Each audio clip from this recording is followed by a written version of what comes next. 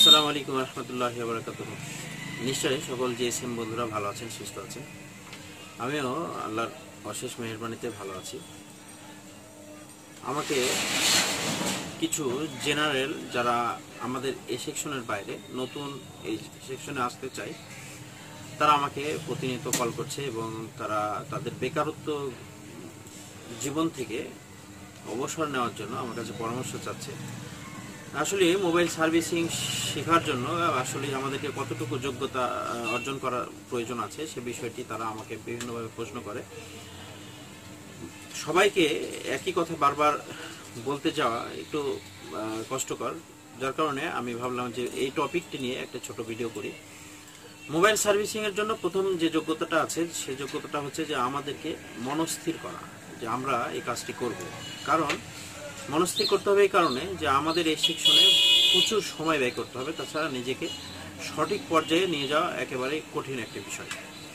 যার কারণে আপনি নিজের মনটাকে স্থির করুন যে আমি প্রতিদিন 12 ঘন্টা থেকে 15 ঘন্টা বসে থাকার মতো মানসিকতা যদি আমার তৈরি হয়ে যায় তাহলে আমার এই জগতে শাইন করা বা ভালো একটি পজিশনে যাওয়া সম্ভব হবে। এছাড়া অনেক টেকনিশিয়ান আছে যারা 1 ঘন্টা 2 ঘন্টা কাজ করে, আবার আধা ঘন্টা হয়তো আড্ডা দেয়, আবার এখানে সেখানে যায়।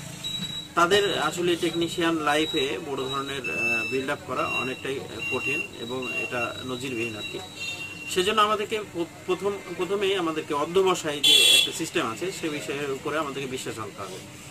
দ্বিতীয় যে বিষয়টি হলো যে আপনি ইংলিশে এক্সপার্ট না হলেও মোটামুটিভাবে ইংলিশ রিড করতে পারেন বা ইংলিশের কিছু মিনিং আপনি বুঝতে পারেন, কষ্ট করে হলেও বোঝার চেষ্টা করতে হবে।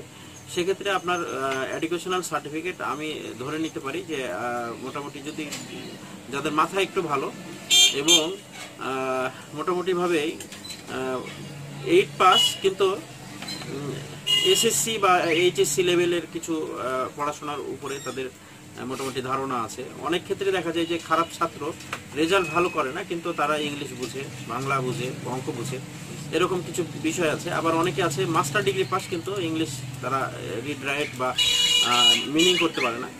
তো আমি বলতে চাচ্ছি যে ইংলিশ রিডিং পড়তে পারে এবং কিছু কিছু ইংলিশের অর্থ বুঝে এবং বাকিটা চর্চার মাধ্যমে চলে আসবে।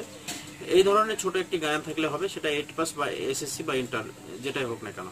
খুব বেশি শিক্ষাগত যোগ্যতার প্রয়োজন হয় না, তবে আমাদেরকে রিড রাইট সম্পর্কে কিছুটা ধারণা রাখতে হবে।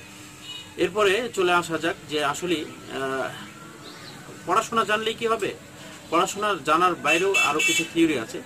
আপনি টেকনোলজি সম্পর্কে কতটা আপডেট, মানে আমরা দেখি যে আমাদের বাসায় অনেক সময় আমাদের বৈদ্যুতিক কিছু গোলযোগ সৃষ্টি হয়। বৈদ্যুতিক গোলযোগ সৃষ্টির কোনো একটা সুইচের প্রবলেম, কোনো একটা সার্কিটের প্রবলেম, সে বিষয়গুলো আমাদের অনেক সময় আছে যে আমাদের বাসায় যে বিদ্যুতের কাট আউট থাকে সেখানে ভিতরে একটি জাম্পার করা থাকে, জাম্পারের মাধ্যমে বিদ্যুতের ফিউজের কাজ করে। এই ছোটখাটো নলেজগুলো অনেকে আছে যে এগুলো জানার চেষ্টা করে, জানার আগ্রহ থাকে, অনেকে কিন্তু এই বিষয়টা থেকে দূরে থাকে, ভয় ভীতি। আবার কিছু কিছু ছেলেরা আছে ছোট থেকে কিন্তু টেকনোলজি সম্পর্কে ওনাদের একটি আগ্রহ।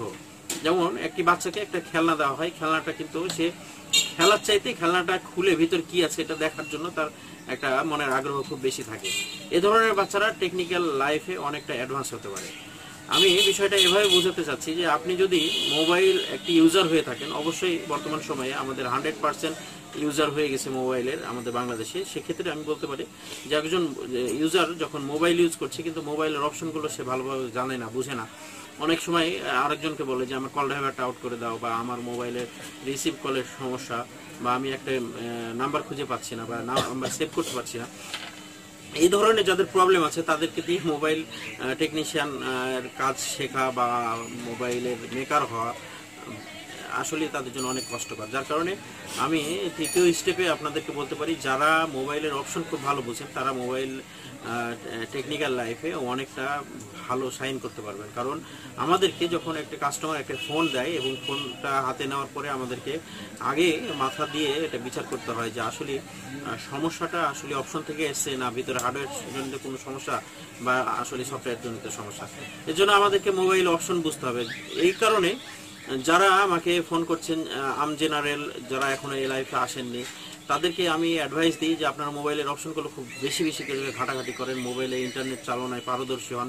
এখন কিন্তু মোবাইল টেকনোলজি অনেক আপডেট হয়ে গেছে এবং যারা টেকনিশিয়ান আছি আমরা, এই টেকনিশিয়ান আমরা যারা আপডেট এবং ইন্টারনেট আইটি সেকশনে মোটামুটি ভালো ধারণা রাখি তারাই কিন্তু বর্তমানে টিকে আছে, বাকিগুলো কিন্তু আস্তে আস্তে কুইট হয়ে যাচ্ছে এই জগৎ থেকে। যার কারণে আমার যারা নতুন জেনারেশন আসছে আমাদের এই জগতে তাদের প্রতি আমার অ্যাডভাইস পরামর্শ, আপনারা মোবাইলের অপশন বেশি বেশি ঘাটাঘাটি করুন, ইন্টারনেটের সঙ্গে নিজেকে অ্যাক্টিভ করুন, তাহলে এই জগতে এসে ভালো একটি পজিশন গড়া আপনার জন্য অনেকটা ইজি হবে।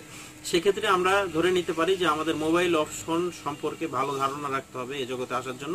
এখনো পর্যন্ত যারা এই সেকশনে বা এই মোবাইলের অপশন সম্পর্কে এখনো পর্যন্ত যারা দূরে আছেন তারা এখনই থেকে ট্রাই করুন মোবাইলের অপশনগুলো ভালোভাবে ঘাটাঘাটি করার জন্য।